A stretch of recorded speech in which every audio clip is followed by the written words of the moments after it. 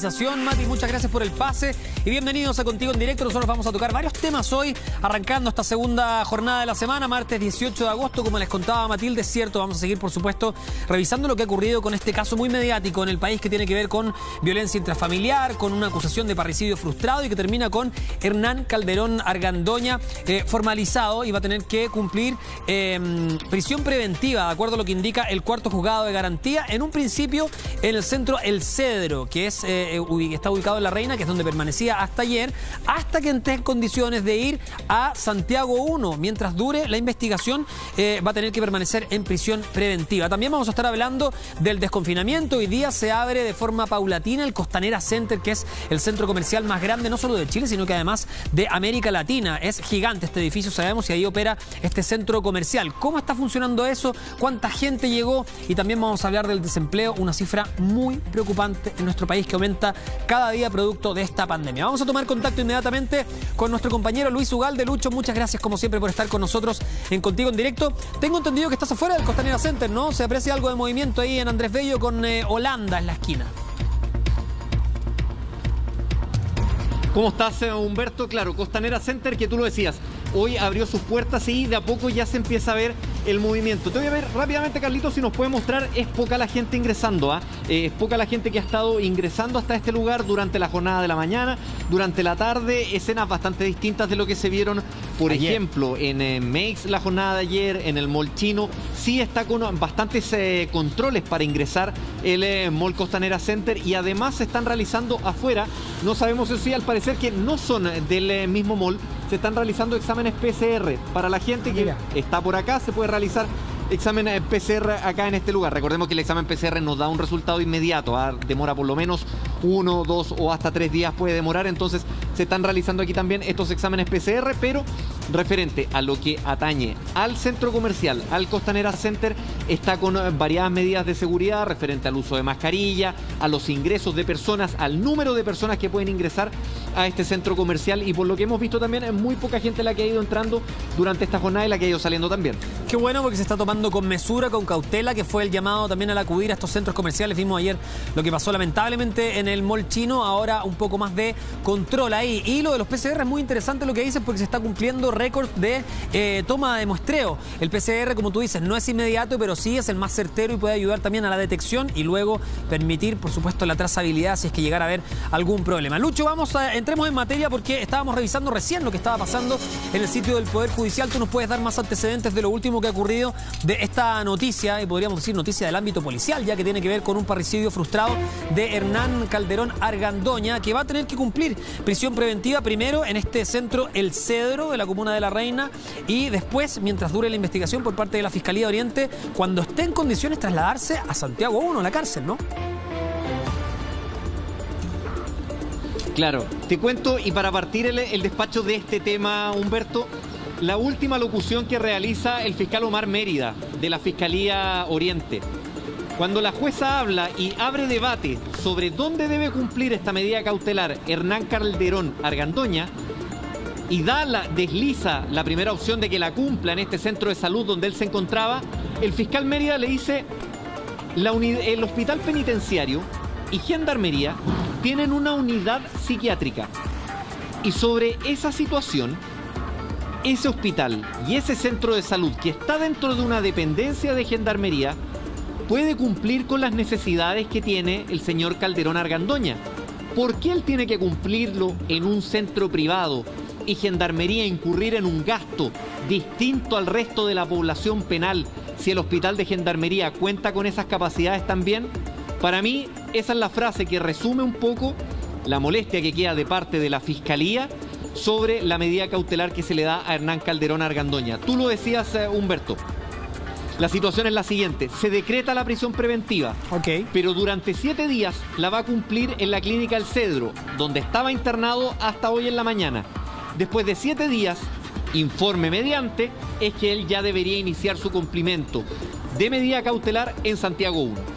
Lucho, son trascendidos, por supuesto, pero ¿cuál sería la razón y también el argumento que se esgrime para derivarlo a este lugar donde él ya estaba? Esto ocurre con pacientes que pueden estar descompensados, por ejemplo, que necesita regular su situación y luego trasladarlo. ¿Se dio alguna razón? La razón que da la defensa es una razón médica. Dicen de que el imputado Calderón Argandoña se encontraba bajo tratamiento psiquiátrico. Hablaron incluso de algunos presuntos intentos de atentar contra su vida.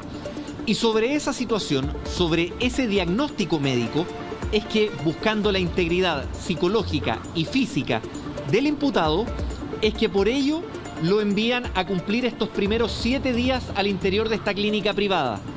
Posterior a ello, después de estos 7 días, se tiene que emanar un informe, el cual va a decir si es que Hernán Calderón ya está apto para ir a Santiago 1 a realizar su cumplimiento, como lo haría cualquier otro interno, o si se mantiene todavía al interior de esta clínica privada. Claro, en un principio la defensa habría pedido 200 días, pero finalmente se decretan 120 días de investigación. Vale decir, hay que descontar esa semana, pero es un tiempo bastante largo, el que pasaría en Santiago 1 si se deriva a este recinto penitenciario.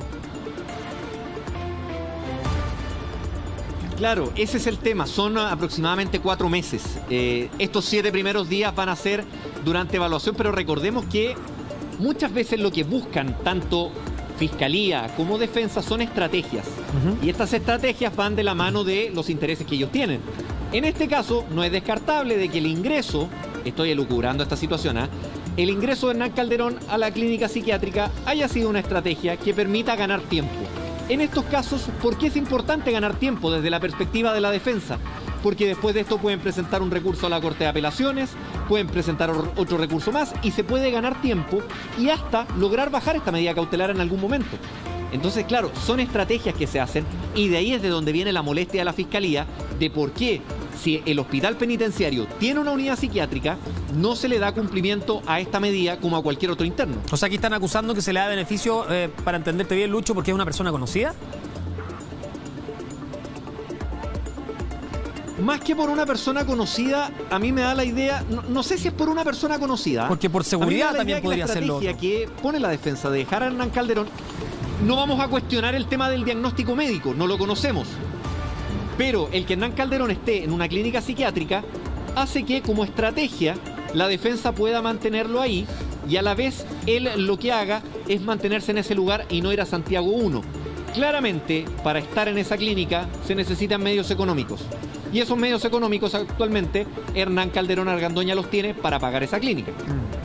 Ahora, para entenderlo también desde otro punto de vista, esta clínica psiquiátrica que tú nos cuentas, que es el Cedro, la comuna de La Reina, que fue donde fue encontrado el día de ayer, donde se supo que estaba ahí, él podría, si es que su defensa también lo logra, extender su estadía de investigación mientras la Fiscalía Oriente investiga. Él podría extender su estadía en esta clínica por más de una semana, por más de estos 7 días. Aún cuando se estabilice. Digo. Es que ahí es donde está el problema y que fue lo que criticó la Fiscalía. Porque finalmente tú le estás entregando la custodia de un imputado a un centro privado. Ese centro privado, sin cuestionar cuál pueda ser su profesionalismo, para nada. Pero ese centro privado perfectamente podría decir en 7 días más, no, él todavía no está apto. Todavía no se encuentra en condiciones médicas, físicas y psicológicas de volver a este lugar. Pero ¿cuál es el problema? Quien está tomando esa decisión es un centro privado, no es un centro público que, por ejemplo, pasa a ser mucho más imparcial en este caso. Y ahí, para también que todos los que nos están viendo entiendan, Lucho, no hay personal especializado, profesionales de la salud, de gendarmería, que vayan a este centro a hacer este diagnóstico, digamos. Es el mismo centro el que lo emana. Claro, es el diagnóstico del mismo centro el que va a ser clave en esta situación para tener mayores antecedentes de cuándo él puede estar ya en buenas condiciones. Por eso es que la Fiscalía lo que buscaba era que el cumplimiento de esta medida se hiciera en el hospital penitenciario, porque el hospital penitenciario pertenece a Gendarmería, que es un órgano público, pero es un órgano independiente, no es de ninguna de las dos partes. Entonces, en este caso, una clínica privada puede pasar a ser parte, en este caso, ya sea de la defensa, por ejemplo. Sí. Eso es lo que se cuestiona en este momento. Vamos a revisar una nota que hay de nuestro departamento de prensa mientras estamos revisando imágenes que se mostraron hoy día del Poder Judicial, mientras estamos con Luis Ugalde desde la comuna de Providencia. Se aprecia harto movimiento esta hora de la tarde, son las 3:49.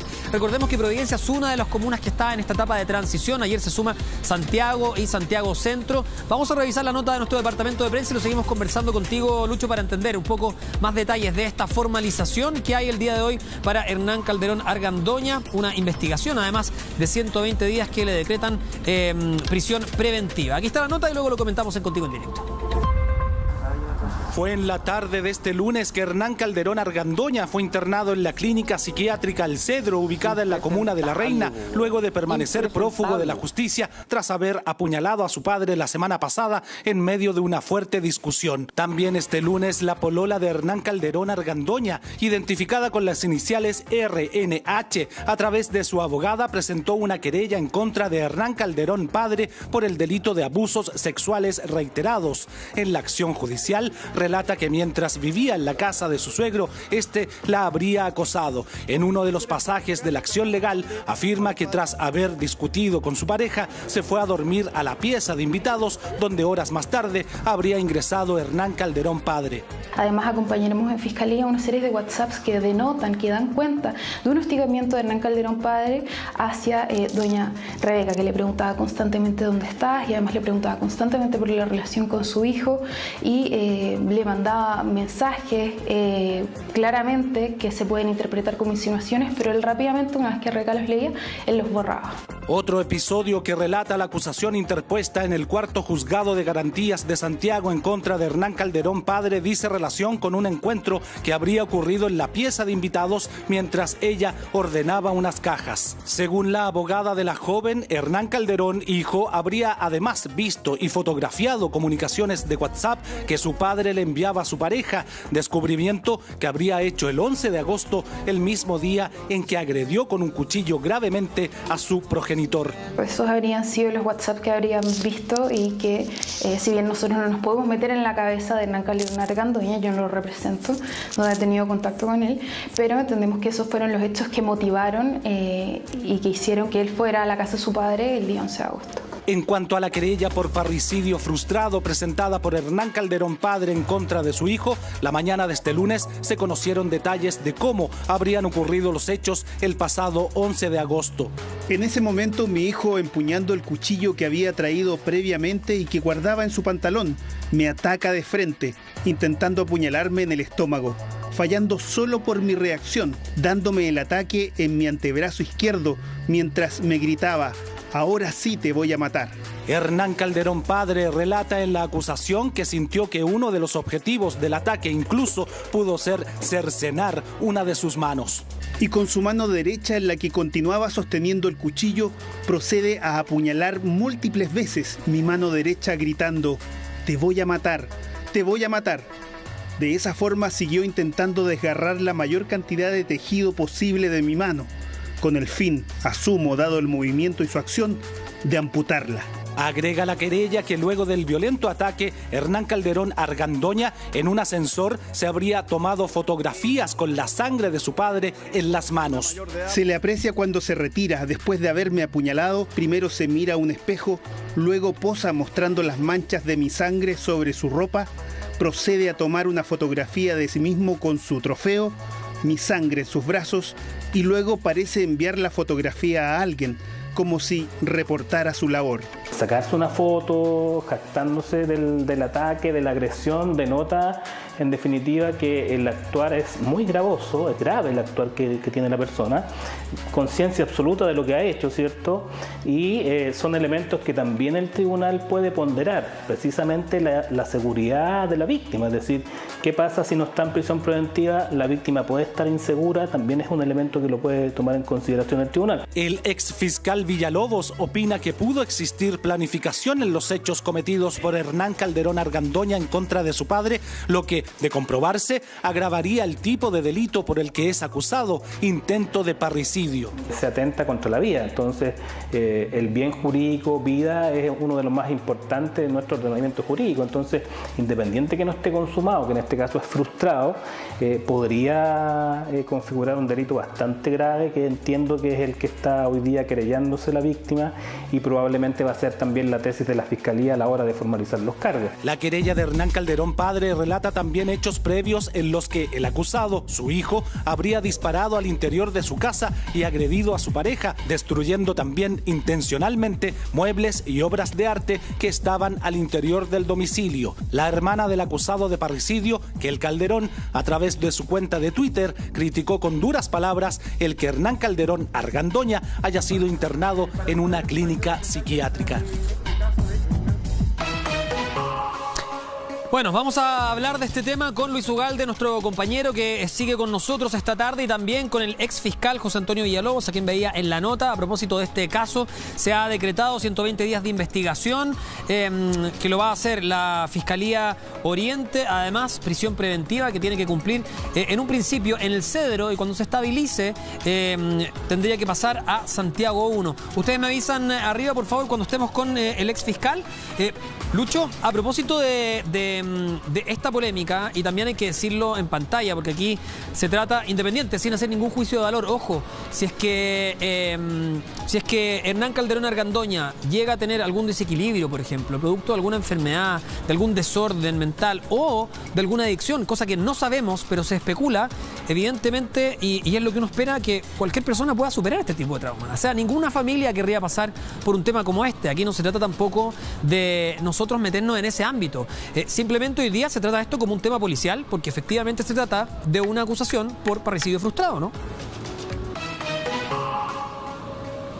Claro, hay dos temas que tú los traduces bastante bien, Humberto. Uno, es un tema policial. Estamos hablando de acá de una persona que se encuentra formalizada por un delito de parricidio. No es menor aquello. Lo decíamos hoy día en la mañana, es uno de los delitos que tiene la mayor pena dentro de nuestro código. Mayor connotación. Eso ya lo hace ser un hecho noticioso. También no podemos dejar de lado, si no deja de ser noticioso que sea el hijo de Raquel Argandoña, que todo esto ocurre en familia, también es un hecho noticioso eso. No lo podemos dejar de lado. Pero también hay una situación que es la que yo te planteaba recién, que no deja de ser menor, que es cosa de echar una pequeña mirada en las redes sociales y que apunta a la transparencia del proceso y a la transparencia de cómo se está ejecutando este proceso. Te insisto, y perdón lo majadero, pero cuando se dan este tipo de situaciones, lo que uno espera es que sean organismos independientes, organismos públicos, quienes sean los encargados de tomar las decisiones, para que no haya partes involucradas en esto. Esto es lo mismo que cuando, por ejemplo, se llevan peritos a los juicios. Un perito particular siempre en un juicio te va a decir lo que tú quieres. Por eso es que existen organismos como el Servicio Médico Legal, que es un organismo independiente que pertenece al Ministerio de Justicia, pero es un organismo independiente a distintas partes en un juicio, es un organismo independiente al Ministerio Público, y ellos te van a entregar una información que va a ser objetiva y técnica. Claro. Insisto, no estoy cuestionando el profesionalismo de la clínica Los Cedros, pero es un privado. Es un privado que puede llegar a ser parte. No tengo por qué pensar bien, pero también no tengo por qué pensar mal de esa situación. Pero es un privado, no es un organismo independiente del Estado y que sea público. Ese tema a mí por lo menos me llama mucho la atención. Lucho, a propósito de esto, ahí lo veíamos tomando mate, ya está con nosotros. Muchas gracias al ex fiscal José Antonio Villalobos por estar acá en Contigo en Directo. José Antonio, explícanos por favor cómo se puede entender esto, si es que hay también casuística en esto, ¿no? Si es que se ha generado en otras instancias que se determine este tipo de prisión preventiva que tiene que ver con ingresar primero, en este caso al Cedro, esta clínica psiquiátrica ubicada en la comuna de La Reina, y de acuerdo a lo que se esgrime, una vez que se estabilice a este paciente, volver a ingresar a Santiago 1. ¿Cómo explicamos esta situación también, de acuerdo a lo que nos narraba recién Luis? Hola Humberto, buenas tardes. Buenas tardes. Mira, la verdad es que la resolución es bastante particular muy excepcional, ¿no? Yo no lo había visto anteriormente y principalmente porque la petición de la defensa no fue aquella que la jueza ordenó. Estos casos principalmente se dan cuando tú estás discutiendo una cuestión distinta, cuál es, cierto, que estás discutiendo específicamente la imputabilidad de tu representado. Y cuando tú acompañas antecedentes serios, ¿no? Que pudiese en definitiva estimarse que no está 100% en sus cabales, ¿no? Que en el fondo está cuestionada su imputabilidad. Lo que se hace en definitiva es que se solicita una suspensión del procedimiento, es decir, que este procedimiento sea suspendido y que en aras de esa suspensión, hasta determinarse que la persona es imputable, se pueda entender que su reclusión en forma provisional, ¿cierto?, se produzca en un recinto hospitalario, en términos generales en recintos públicos, pero pudiese ser, en ese caso, que la jueza tiene la facultad probablemente para estimar que la cumpla provisionalmente en un recinto hospitalario o un recinto privado, como es este caso. Pero dado que la defensa no solicitó aquello, me parece que no es procedente que se haya decretado, máxime cuando, según los antecedentes que habían y que fueron públicos en la audiencia, no aparece un antecedente muy contundente que indicara que esta persona se encontraba descompensada. Luego, si no aparece ese antecedente, no es posible enviar a compensarlo. Y aún teniendo presente que Gendarmería de Chile tiene los recintos hospitalarios para que él pudiese haber pasado previamente por ese recinto y que lo hubiesen compensado y acto seguido se dispusiera el traslado a Santiago 1. Ahora, esto también tiene un fundamento, ¿no? La jueza de garantía ha estimado que conforme al artículo 10 del Código Procesal Penal, que es una cautela de sus garantías constitucionales, él fuera remitido preliminarmente a la clínica donde se encontraba para que reciba el tratamiento respectivo. Dentro de los 7 días se informe al tribunal esta situación y se produzca y se materialice en definitiva la resolución que dictó, que fue la prisión preventiva en dependencias de Santiago 1. La complicación que yo veo aquí, Humberto, es que primero es una situación muy excepcional y en segundo lugar la complicación que veo es que tratándose de un recinto privado, no sabemos si dentro de esos 7 días se va a informar que la persona está compensada o no. ¿Te fijas? José Se puede Antonio, finalmente dilatar esta ejecución de la prisión preventiva. dos cosas, y también aquí me voy a colgar, Luchito, voy a usar tus palabras porque me parece que aquí también podemos hacer otra lectura. Primero, tú dices que es una situación excepcional. ¿A qué atribuyes entonces, a propósito de esta situación excepcional, a qué atribuyes esta medida? Y segundo, también Luis deslizaba que muchas veces se podía utilizar como estrategia para que efectivamente la prisión preventiva se termine realizando, se termine cumpliendo en esta clínica psiquiátrica privada de la Comuna de La Reina y no en un recinto de gendarmería como es Santiago 1. Claro, bueno, es excepcional porque naturalmente no todos los imputados obviamente tienen las facultades económicas para internarse en una clínica psiquiátrica, ¿cierto?, previo a una formalización o previo a que tú tengas la ejecución de una orden de detención. Por eso es excepcional. La mayoría de los imputados, la mayoría de las personas que cometen delitos y de esta naturaleza están en prisión preventiva en Santiago 1. Pero lo que se observa efectivamente es que a partir de esta resolución y de esta internación, por decirlo así, en esta clínica privada, es que en definitiva se pueda pretender dilatar la ejecución de la prisión preventiva. La prisión preventiva no es un castigo anticipado, no debemos pensar que él tiene que ir a sufrir un castigo a las dependencias de Gendarmería de Chile, no es un castigo, y así hay que entenderlo, pero me parece que si vamos a pretender que esta ejecución de la resolución del tribunal se dilate en el tiempo, efectivamente va a haber una situación muy excepcional y también injusta. ¿Lucho? Dime. Te escucho. No, respecto a eso, tiene relación lo que nos dice José Antonio con lo que tú nos narrabas antes, que probablemente tenía que ver, uno, con los medios, que efectivamente él puede costear esta estadía en esa clínica, pero segundo, con que probablemente se pueda buscar que él cumpla esta prisión preventiva en este mismo centro. Y como el informe emana desde el centro privado, pueda establecer que todavía el paciente, en este caso Hernán Calderón Argandoña, no haya estado estabilizado, no esté en condiciones de acceder a este centro de Santiago 1, ¿no? Mira, insisto, no tenemos cómo y también sería irresponsable cuestionar el profesionalismo de ese lugar, clínica, por supuesto, de ese centro privado. Sí. Mi duda es de la clínica. Mi duda es, y se la pregunto también a José Antonio, que aprovecho de saludar, ¿qué pasaría, por ejemplo, si esto hubiera sido con un imputado que estaba en una unidad psiquiátrica del Sotero del Río, por ejemplo? O desconozco si es que el Sotero tiene unidad psiquiátrica. O hubiera sido, por ejemplo, que está en el Hospital Horvitz. ¿Habría mantenido ahí quizás la reclusión? ¿O lo habrían trasladado a Santiago 1 y que sea el hospital de Gendarmería el encargado de ver esa situación? Es que mira, esta es una cuestión muy técnica y tal vez un poco difícil de entender. Cuando uno solicita al tribunal que en base a antecedentes psiquiátricos se suspenda el procedimiento hasta que se resuelva acerca de su imputabilidad, el juez tiene la facultad de enviarlo provisionalmente a un recinto que efectivamente pueda tratar esta imputabilidad, ¿cierto? Y ahí la jueza podría haber tenido facultades para dejarlo en la clínica privada donde se encontraba antes de su detención.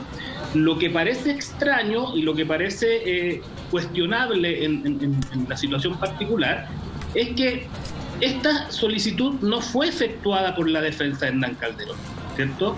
Se esgrimieron ciertos antecedentes psiquiátricos, pero no fueron formulados en la petición que establece el artículo 458 del Código Procesal Penal, que es la suspensión del procedimiento.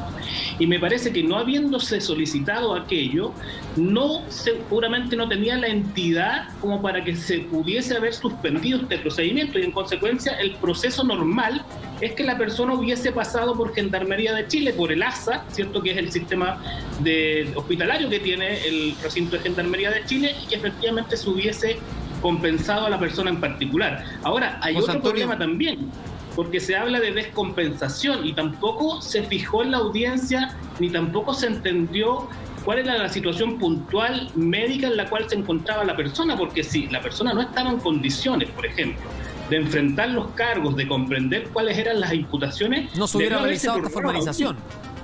Exactamente, si no estaban capacidades de entender, de comprender, de razonar cuál era la comunicación que estaba haciendo el Ministerio Público, entonces, claro, ahí hay antecedentes serios para entender que debe ser compensado, pero si estaba en condiciones aptas para enfrentar una formalización de cargos, no parece justificable, creo, con los antecedentes, por lo menos que tenemos desde fuera, que se hubiese dispuesto esta medida. Ahora sí hay que entender que el tribunal también dispuso esta medida, lo insisto, como una medida para resguardar sus garantías constitucionales, obviamente su integridad física también, y tiene que ver con que también se fijó un plazo, ¿no? Estos 7 días para que se informe efectivamente y después se disponga su traslado a dependencias de Santiago 1. Déjeme. La única duda es esta, ¿cierto? Que esto se dilate en el tiempo.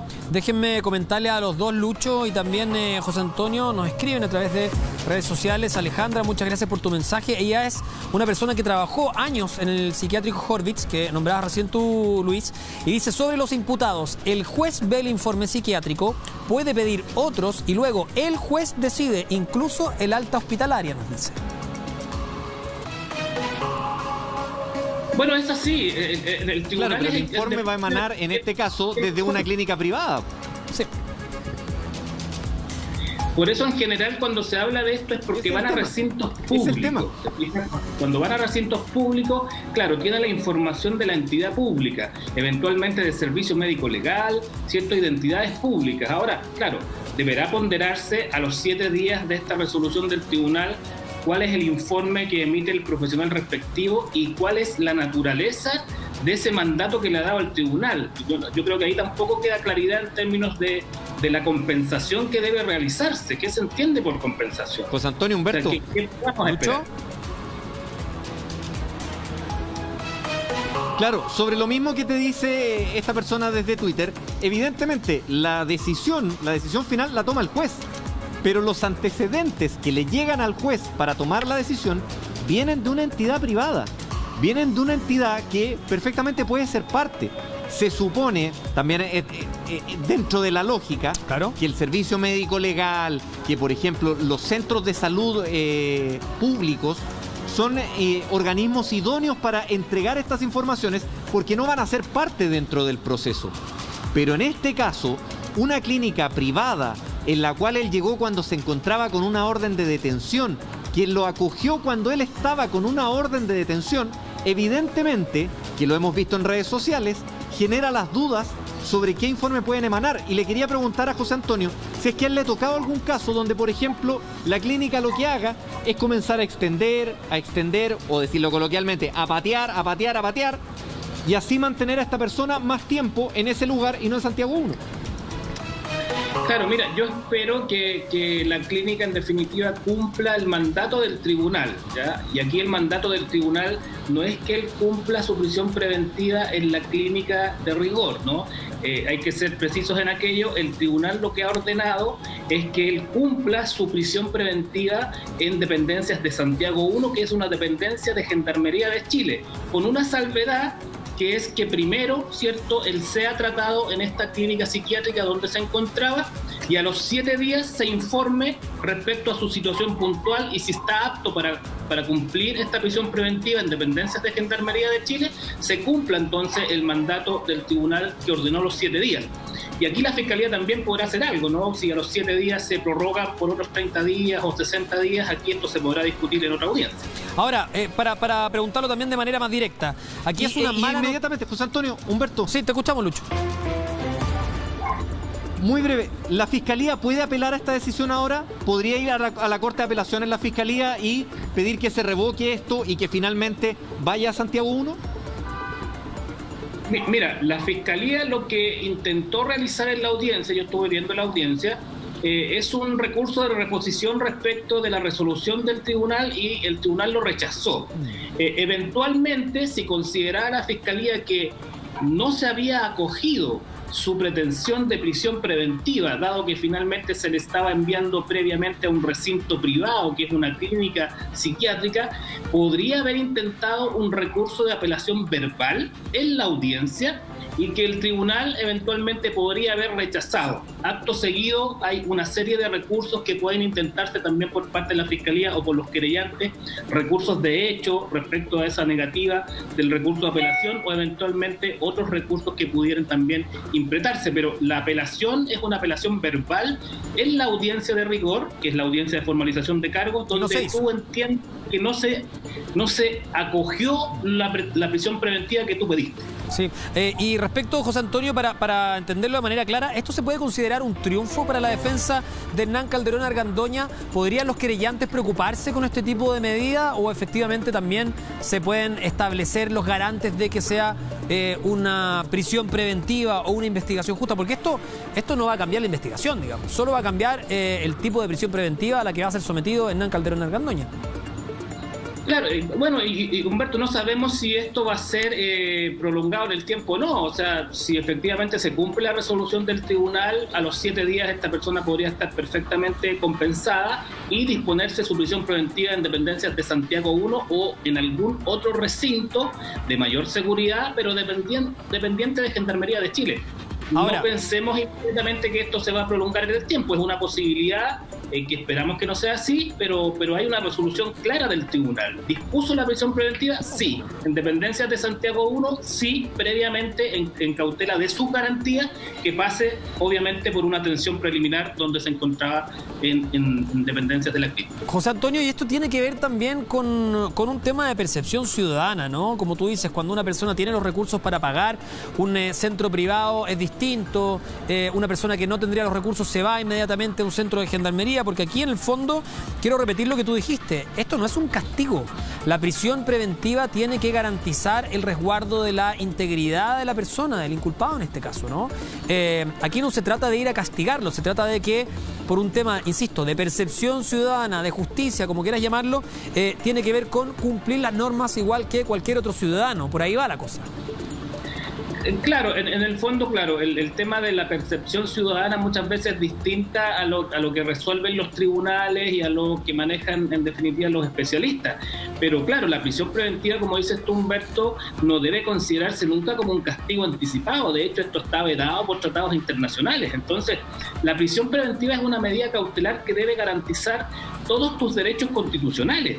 Y la jueza, al resolver de esta manera, claro, lo hace amparado también en el artículo 10 del Código Procesal Penal, al disponer, cierto, que en resguardo de sus garantías constitucionales, previamente se analice a esta persona y posteriormente, una vez compensada, se dé ingreso a dependencias de Santiago I, que es un recinto de Gendarmería de Chile. Claro, lo que no se debe entender es que la jueza no ha dispuesto la prisión preventiva, porque lo que se hizo fue disponer la prisión preventiva y previamente que sea analizado en la clínica psiquiátrica. Esto no ocurre con todos los imputados, es verdad, es cierto, pero eso también tiene que ver con la desigualdad que existe en Chile. Las personas que no tienen recursos no pueden apostar y no pueden ser asesoradas en defensas técnicas de la misma manera que aquellas que tienen recursos. Y esa es una realidad que vivimos todos los días. Las defensas privadas hoy día, y te lo digo por experiencia, nosotros, por ejemplo, en casos particulares trabajamos con peritos especializados. Entonces, la persona que no tiene recursos no tiene esa posibilidad. Entonces, hay una desigualdad también en términos económicos a nivel nacional, pero también en términos de defensas técnicas. Y esta es una situación puntual, clara y precisa, donde hay una persona que tiene recursos económicos y que posiblemente da garantías que pueda estar en una clínica en un periodo determinado sin fugarse a la investigación. Sí. Y aquello lo va a considerar el tribunal. Lucho, tú lo decías al principio del programa, que tiene que ver también con el tema de los recursos, ¿no? Que hay muchas personas que contratan peritos privados para poder ayudar o colaborar en su defensa, digamos. Claro, si va de la mano, tampoco vamos a cuestionar el trabajo de los abogados. Los abogados hacen su trabajo, que es entregar una defensa, y eso es claro. El tema que acá más llama la atención, más genera molestia, es que finalmente esos recursos van directamente relacionados con la decisión que toma un funcionario público, que es un juez. Ese juez está tomando su decisión sobre la base de una persona que tuvo mejores recursos para pagar una defensa. Es bien simple lo que estoy diciendo, pero es lo que ocurre a diario. Pero eso genera molestia, genera indignación. Estamos viendo que en redes sociales, en Twitter, lo que más circula es: a Juan Pérez lo mandan a Santiago I. Entonces, esa sensación de indignación, esa sensación de injusticia, es la que se ve en casos como estos, donde, lo decía muy bien el exfiscal Villalobos, muchas veces la percepción ciudadana es muy distinta de las decisiones del Poder Judicial. Pero hay casos también donde las decisiones del Poder Judicial son bastante alejadas de la percepción ciudadana. Entonces, esa situación es la que genera molestia en estos casos. Es fácil quedarse, José Antonio, con que así funciona, ¿no? Así opera nuestro país, que es lo que tú nos decías hace un rato. Lo que ejemplifica Lucho claramente es lo que ocurre día a día en nuestro sistema. Ahora la pregunta para ti, ¿crees que es correcto? ¿Crees que es plausible que esto funcione y se eternice de esta manera?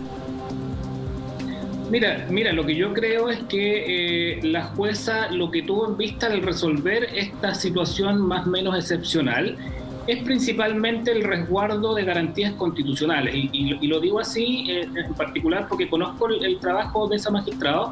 No es solamente en términos excepcionales, ¿eh? En general, con todos los imputados, la magistrada tiene específicamente esta rigurosidad en términos de las garantías y el respeto por las garantías constitucionales. Lo que pasa es que no en todos los casos de imputados, en el 90% de los imputados, no tienen las facultades económicas para ofrecer que se decrete, por cierto, una atención preliminar especializada de mayor calidad que la que otorga el Estado a través de Gendarmería de Chile. Y en este caso ella estimó dentro de sus facultades que pudiese ser atendido preliminarmente y luego de eso ordenó la prisión preventiva en dependencias de Santiago I. Lo que vaya a ocurrir con posterioridad, si esto se va a prolongar en el tiempo o no, es la complicación que va a tener esa resolución. Lucho, dale. Toti, le quería preguntar a José Antonio sobre eso mismo. El razonamiento de la jueza en este sentido, metiéndonos en la cabeza de la jueza. Ella, por ejemplo, ¿qué es lo que piensa? Dice, a ver, yo tengo acá a un imputado que me dicen que está en un centro psiquiátrico, que tuvo una serie de problemas, que hay incluso intentos de suicidio. Si, por ejemplo, yo a él lo llevo a Santiago I, corro el riesgo de que a él le pase algo. Si lo dejo en la clínica, no corro riesgo de que a él le pase algo. ¿Es un poco también ese el razonamiento que hacen los jueces? Mira, yo creo que en particular... ¿Me escuchas? Sí, te escuchamos bien. Mira, lo que yo creo en particular, bueno, a mí me sorprendió la resolución porque finalmente acogió en parte los argumentos de la Fiscalía y dispuso la medida cautelar de prisión preventiva por el delito más gravoso, no que era el delito de parricidio frustrado. La particularidad de la resolución tiene que ver con que los fundamentos que entregó la defensa no decían relación con la facultad de externarlo provisionalmente. Ajá. Sin embargo, la facultad legal que esgrime la resolución, que esgrime el tribunal y que esgrime la jueza, está amparada en el artículo 10 del Código Procesal Penal, porque así lo dijo, y aquello tiene que ver con que se resguarden las garantías constitucionales, específicamente el derecho a la vida, la integridad física y psíquica.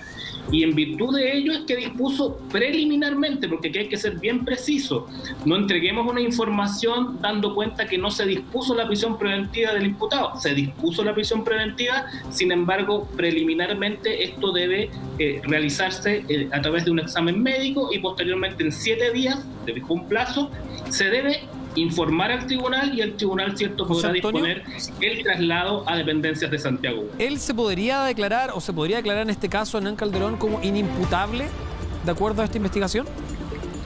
O sea, a partir de estos exámenes que tiene, de estos informes, podría ser una estrategia de defensa para cuestionar la imputabilidad y declararse inimputable, o a lo menos parcialmente, ¿cierto?, en términos incompletos. Pero se abre aquí una ventana que obviamente la defensa va a tratar de reforzar y posteriormente esgrimirlo, ya sea en una suspensión de este procedimiento o bien en el juicio final. Sí, ahora es importante también acotar lo que dice Lucho, por eso te lo pregunto. Aquí también, si es que eso llegara a ocurrir, se necesitan antecedentes médicos previos, que no sabemos si los tiene. Se necesitan antecedentes médicos previos, y lo que ocurre aquí también es que principalmente y esencialmente es el servicio médico legal quien realiza este tipo de pericias para tomar finalmente una decisión por parte del tribunal. Lo que podría ocurrir es que en esta etapa, ¿cierto?, existan nuevos antecedentes para solicitar una suspensión de este procedimiento y posteriormente el tribunal ordene la realización de un informe pericial por parte del servicio médico legal que determine finalmente la imputabilidad de esta persona y así continuar o no con el procedimiento o zanjarlo en esta etapa. Bueno, lo que tenemos claro entonces es que Hernán Calderón Argandoña, querellado por parricidio frustrado, va a entrar una investigación de parte de la Fiscalía de Oriente. Por lo mismo, el cuarto juzgado de garantía decreta prisión preventiva, 120 días de investigación. Esta prisión preventiva en un principio va a ser donde él estaba, que es el centro psiquiátrico El Cedro, en la comuna de La Reina, y luego pasaría a cumplir esa prisión preventiva en Santiago 1 de no mediar otro informe o otra realidad que podría emanar, como nos decías tú, Lucho, desde el mismo Cedro, desde este centro en La Reina, después de 7 días. Por ahora es lo que conocemos, es una formalización que acaba de ocurrir en el transcurso de esta tarde. Hay que ver también cómo deviene este caso que ya se ha transformado, como dijimos, en un caso policial. Queremos agradecerte, José Antonio, por estar con